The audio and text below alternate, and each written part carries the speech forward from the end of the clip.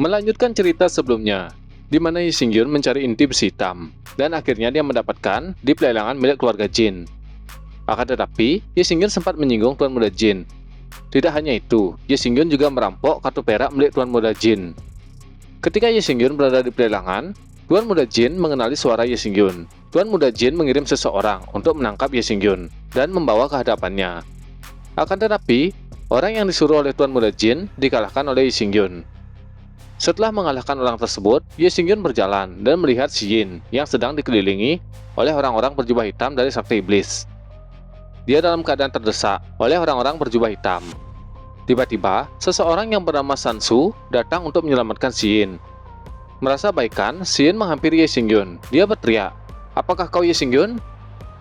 Hal itu membuat Yi Xingyun terkejut. Dia tidak menyangka kalau identitasnya sudah diketahui. Yi Xingyun tidak mempedulikan Shi Yin. Dia berbalik tanpa menjawab. Di belakangnya, Shi Yin berkata, "Apakah Raja Pendatang Baru itu adalah kau?" Yi Xingyun masih tidak menghiraukannya. Sansu yang ada di sana, dia juga berteriak, "Shi Yin bertanya padamu, apa kau tidak bisa mendengarnya? Bahkan jika kau adalah Raja Pendatang Baru, kau pikir kau itu istimewa?" Yi Xingyun menjawab, "Itu bukan urusanmu."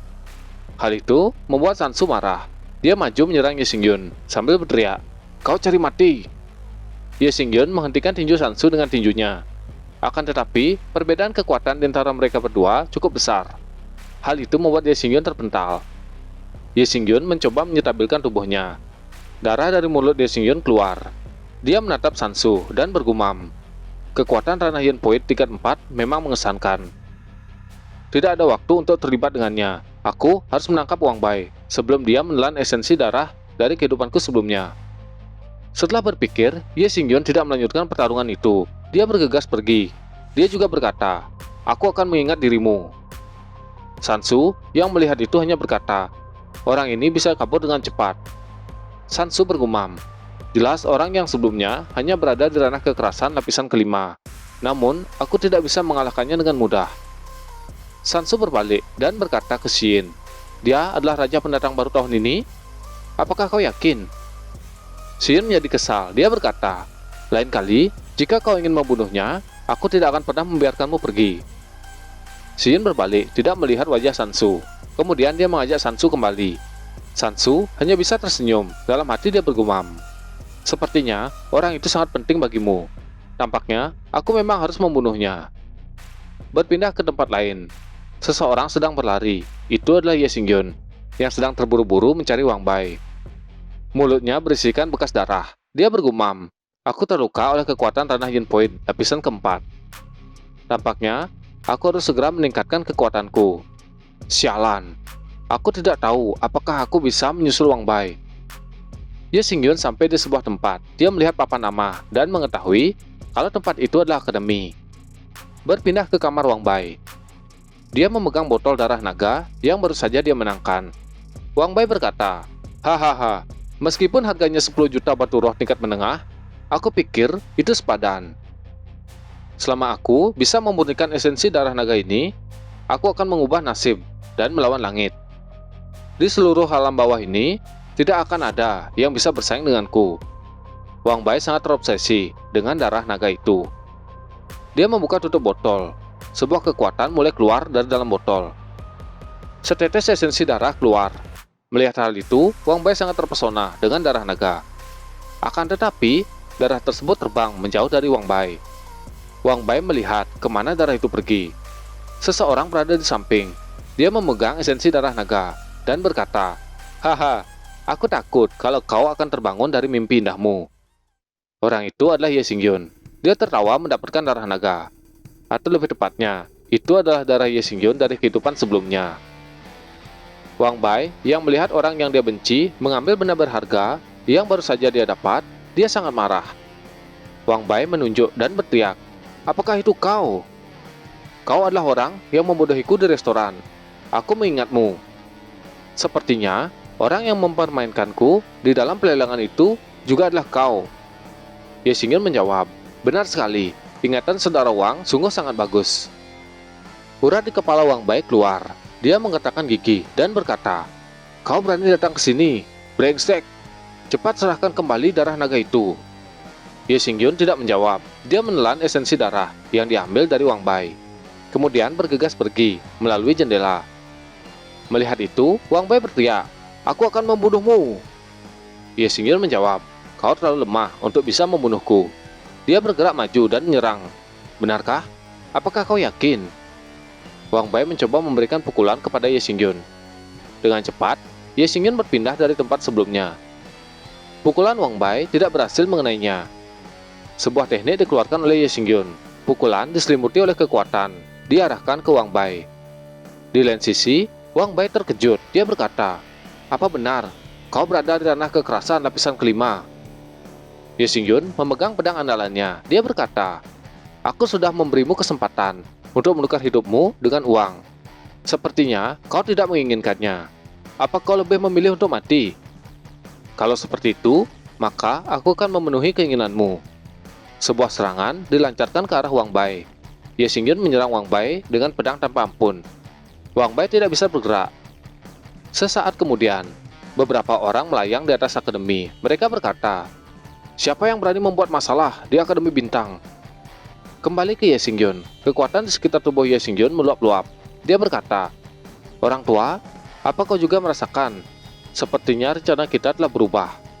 Seorang tetua berada di belakang Ye Xingyun. Dia berteriak, "Sungguh lancang. Kau berani membunuh seseorang di Akademi Bintang.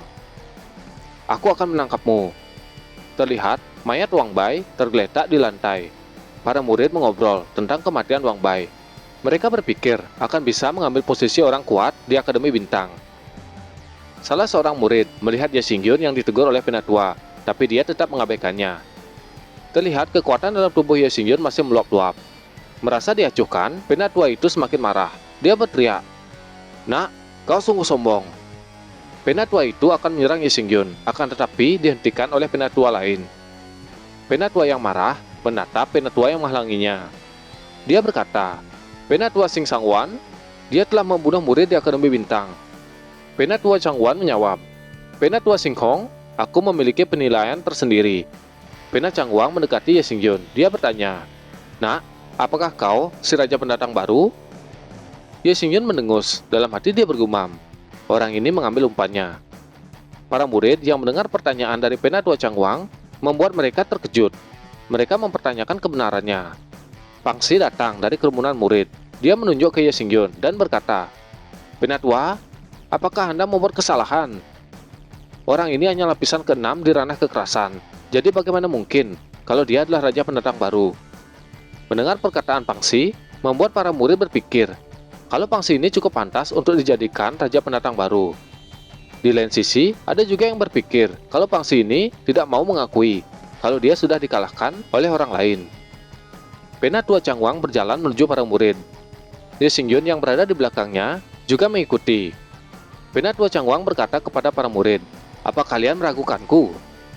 Murid lain tidak berani menentang pendapat Penatua Changwan. Akan tetapi, Pang Xi mempertanyakan, "Penatua, apakah Anda memiliki hubungan yang memalukan dengan anak ini?"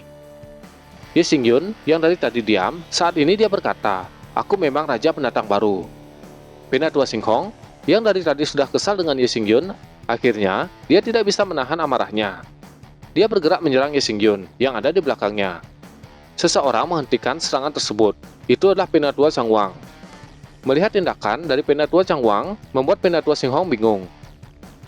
Penatua Changwan melirik ke Xingyun. Dia bertanya, "Apakah kamu bisa membuktikannya?" Ye Xingyun menjawab, "Tentu, tapi aku akan mengambilnya kembali setelah memberikan bukti."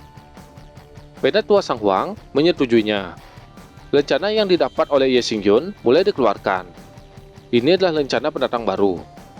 Para murid yang melihat itu menyadari rencana yang dikeluarkan oleh orang di depan mereka lebih banyak dari Pang Xi. Penatua Changwan mengelus jenggotnya. Dia berkata, "Total ada 399 rencana." "Ya, kamu memang benar raja pendatang baru. Aku hanya bisa mengatakan, pemuda mana yang bisa menahan godaan ini?" Penatua Xing Hong menatap Pang Xi. Sepertinya mereka berdua saling memberikan kode.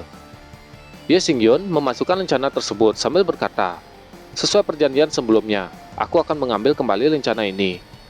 Penatua Changwan berkata, "Secara alami, rencana ini tidak berharga, tapi ini hanya sebuah simbol." Seseorang berkata, "Tunggu sebentar." Itu adalah Pangsi. Dia berkata, "Apakah kau lihai mencuri? Bisa-bisanya mendapat banyak lencana. Tingkat ke-6 dari lapisan kekerasan, berani menyebut dirimu sebagai raja pendatang baru. Apakah kau pikir semua orang di sini idiot?" Penatua Singhong juga berkata, "Pangsi benar. Anak ini tidak hanya mencuri barang, tapi dia juga menyelinap dan membunuh murid pribadi Wang Bei. Ayo tangkap anak ini, aku ingin dia mati." Penatua Chang Huang menghentikan Penatua Singhong. Penatua Singhong berkata, "Elder Star, apakah kamu sengaja menggangguku?" Penatua Chang Huang menjawab, "Jika dia benar-benar raja pendatang baru, dan kamu membunuhnya, bisakah kamu membayar konsekuensinya?" Aura dalam tubuh Pangsi meluap-luap. Dia berkata, "Hai dua tetua, jangan mempercayai pencuri ini. Tidak peduli siapa dia, aku akan mengalahkannya." Ye Xingyun mengangkat tangannya. Dia tersenyum dan berkata, "Kalau begitu, aku hanya butuh satu jari untuk berurusan denganmu. Jari yang ini saja." Mendengar penghinaan yang diberikan oleh Ye Xingyun, Pangsi langsung mengeluarkan kekuatan penuhnya. Dia mengeluarkan jiwa bela diri serigala miliknya. Pangsi berteriak, "Brengsek!" Pukulan dilancarkan. Ye Xingyun benar-benar menggunakan satu jari untuk menahan serangan Pangsi. Serangan satu jari digunakan oleh Ye Xingyun, mengenai mata Pangsi. Pangsi yang merasakan luka di matanya, dia berteriak, "Ah, mataku! Ye Xingyun, aku adalah murid Akademi Dan. Kamu harus mengganti mataku. Kalau tidak, Akademi Dan pasti tidak akan tinggal diam." Ye Xingyun yang mendengar itu tidak tinggal diam. Dia mencengkeram wajah Pangsi sambil berkata, "Kau pikir kau siapa?" Ye Xingyun mendorong Pangsi hingga dia keluar dari akademi dan terjatuh di anak tangga. Ye Xingyun berdiri. Dia berteriak, "Kembalilah ke Akademi Dan. Biarkan mereka melihat bahwa kau kehilangan matamu." Setelah berteriak, Ye Xingyun langsung pergi meninggalkan Pangsi. Hari sudah mulai pagi. Pangsi yang tidak bisa melihat berpikir kalau Ye Xingyun masih berada di sana. Dia berteriak, "Ye Xingyun, aku akan membunuhmu." Berpindah ke belakang akademi. Ye Xingyun sedang berlarian. Dia bergumam, "Seharusnya ke arah sini." Sebuah pedang menancap di depan Ye Xingyun. Melihat pedang itu, Ye Xingyun bergumam, "Sungguh roh pedang yang kuat." Seseorang berkata, "Ini wilayahku, tidak ada yang boleh masuk." Dalam hati Ye Xingyun bergumam, "Pak Tua, aku sedang memiliki urusan penting. Awas saja kau." Ye Xingyun mengencangkan genggaman pedangnya. Seseorang yang berada di atas pohon berkata, "Nak, kamu tidak diterima di sini." Pria itu memegang sebuah pedang. Pria lain juga muncul. Dia berkata, "Apa kau buta? Kau tidak melihat tuan ini sedang berlatih pedang." Beberapa orang menyergap Ye Xingyun. Mereka mulai mendekat ke arah Ye Xingyun. Patahan pedang yang dibalut dengan kain dilemparkan ke arah Ye Xingyun. Pedang itu menembus tubuh Ye Xingyun. Akan tetapi, lagi-lagi itu adalah klon milik Ye Xingyun. Ye Xingyun yang asli sudah berada di belakang orang yang memberikan serangan tersebut. Pedang tanpa ampun dikeluarkan oleh Ye Xingyun dan bersiap mendarat pada tubuh orang di depannya. Dengan cepat, orang yang di depannya berusaha menahan serangan dari Ye Xingyun menggunakan pedangnya. Dua teman orang tersebut segera menghampiri orang yang diserang oleh Ye Xingyun.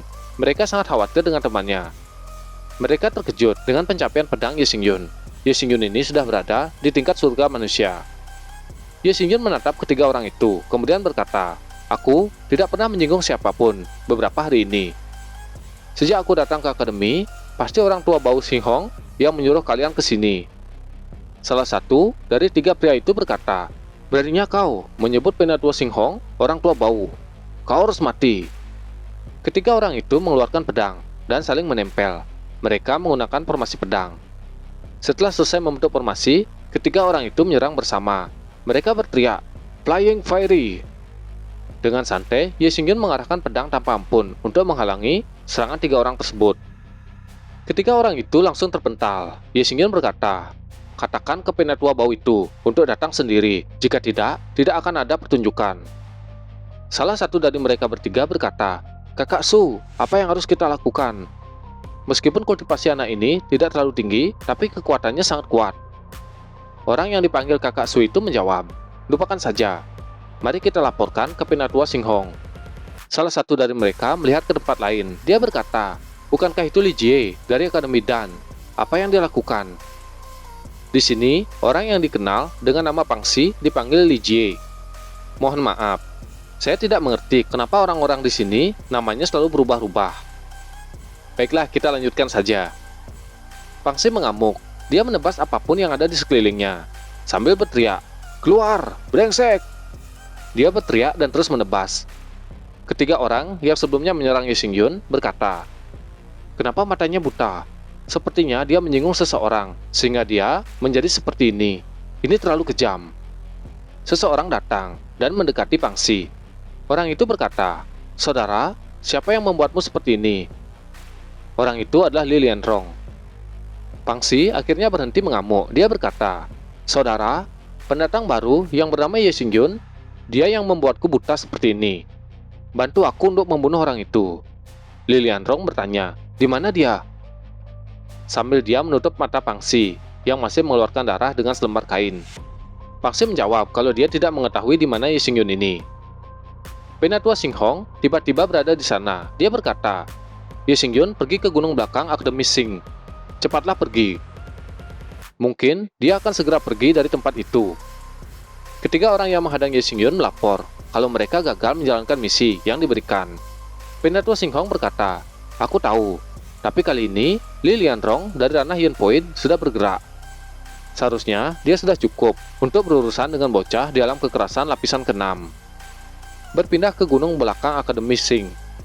Seseorang berteriak, "Yansing, apakah itu kamu?"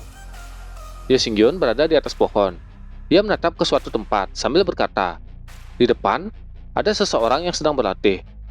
Terlihat banyak pohon yang ditebas oleh senjata yang sangat tajam. Teriakan kembali terdengar, "Haha, apa itu Yansing? Terlalu kuat." Ye Xingyun menoleh ke sekitar. Dia bergumam, tampaknya pria ini memiliki sesuatu yang dalam. Seorang pria tua melirik ke suatu tempat. Dia berteriak, "Siapa itu? Siapa yang menggangguku berlatih?" Pria tua itu sangat marah. Dia hendak mengeluarkan pedangnya. Melihat pria tua di depannya, Ye Xingyun berpikir kalau pria ini sudah gila. Ye Xingyun menahan serangan dari pria tua di depannya. Dia bergumam, ilmu pedang adalah kesatuan alam dan manusia, seperti memahami tingkat inti aura. Pedang yang dipegang oleh pria tua itu terpental karena kekuatan yang ditunjukkan oleh Ye Xingyun. Ye Xingyun kembali bergumam, "Untunglah, itu terobosan dalam kultivasi pedang. Kalau itu kultivasi bela diri, aku khawatir tidak akan bisa menghentikannya." Ye Xingyun mengeluarkan sebuah kaligrafi di tangannya, kemudian memukulkan kepada pria di depannya. Sesuatu terjadi pada pria tua itu. Dia mulai tenang dan tidak mengamuk seperti sebelumnya. Ye Xingyun bergumam, "Aku akan memenuhi Jiansingmu." Pedang pria tua itu tertancap di tanah. Ye Xingyun menatap ke depan. Dia berkata, "Satu pedang, keagungan musuh. Menghancurkan ambisi leluhur Lingyun. Menghancurkan singa di bawah naungan. Bertekad seperti pahlawan pemberani. Satu pikiran." Pedang pria tua yang tertancap di tanah mulai mengeluarkan kekuatan yang berputar mengelilingi pedang tersebut. Ye Xingyun memegang pedang tanpa ampun. Dia berkata, "Kebanggaan Kaisar Dewa yang mengagumkan, yang tenang, dan pantang menyerah." Pedang pria tua itu terbang melayang ke arah pria tua. Pria tua itu menangkap pedang tersebut. Kemudian dia menatap pedang di tangannya dan berkata, "Pedang bergerak dengan hati." Ujung pedang itu mengarah ke pikiranku. Ternyata ini Jiansing. Pria tua itu sangat senang. Dia tertawa terbahak-bahak sambil berkata, "Aku akhirnya menjadi Jiansing." Ye Xingyun berbalik, berjalan menjauh, sambil berkata, "Paman, hatimu terlalu cemas untuk seorang ahli pedang. Itu tidak ada gunanya. Ingat itu." Pria tua menunjuk ke Ye Xingyun. Dia berteriak, "Berhenti di sana." Ye Xingyun berhenti dan berbalik. Dia bertanya, "Ada apa?" Pria tua itu berkata, "Kenapa kau terlihat sangat muda? Berapa umurmu?" Ye Xingyun menjawab, "Umurku di bawah 16 tahun." Pria tua itu tidak menyangka dengan jawaban Ye Xingyun. Dia menampar wajahnya dan berharap bangun dari mimpinya. Pria tua itu berkata, "Oh, iya, aku seharusnya tidak bertanya terlalu banyak. Sungguh menyebalkan." Pria tua itu kembali berkata, "Hei nak, ayo kita bertarung." Mata pria tua itu sangat berbinar. Ye Xingyun berbalik. Dia berkata, "Aku sedang terburu-buru dan tidak tertarik untuk bertarung." Pria tua itu berkata, "Kultivasi orang tua ini sudah memasuki tingkat pertama dari ranah reality yang dan juga berbakat dalam pedang. Jika orang mengetahui kalau aku diajari oleh seorang junior sepertimu, aku akan sangat malu. Jadi orang tua ini merasa tidak nyaman jika belum membunuhmu. Nak, cepatlah bergerak." atau aku akan bergerak duluan. Ye Xingyun kembali berkata, senior memiliki tingkat kultivasi yang tinggi. Aku tidak akan sanggup melawanmu. Bunuh saja aku. Mendengar itu, pria tua terkejut. Dia melemparkan pedang, kemudian berkata, ayolah, bertarung denganku. Kamu masih sangat muda. Kalau bertarung dengan kekuatan spiritual, kau pasti akan kalah. Kita bertarung pedang saja. Bagaimana menurutmu? Pria tua itu memujuk Ye Xingyun agar dia mau bertarung dengannya. Pria tua kembali berkata, nak, jika kau menang dariku, aku akan memberimu ini. Pria tua itu mengeluarkan patahan pedang dari dalam kantong. Ye Xingyun yang melihat itu cukup terkejut. Pria tua itu berkata, benar sekali. Aku pikir pedang ini akan berisi pengalaman ahli pedang. Akan tetapi setelah penelitianku selama bertahun-tahun, tidak ada hasil. Jadi benda ini tidak ada gunanya bagiku. Jika kamu bisa mengalahkanku, aku akan memberikan benda ini kepadamu. Aku adalah anggota dari akademi. Ada orang tua yang bernama Xing Yi. Dia adalah penatua penjaga gerbang akademi. Tidak peduli menang atau kalah. Di masa depan, jika kau memiliki masalah di akademi, katakan saja namaku. Ye Xingyun memandang ke arah orang tua itu. Dia berkata, baiklah senior. Senior tidak perlu menekan teknik pedang senior. Gunakan semuanya. Pria tua itu berkata, haha, baiklah nak. Aku tidak akan segan-segan. Aku akan mengambil pedangku dulu. Pria tua itu berlari, mengambil pedangnya. Dia sangat senang.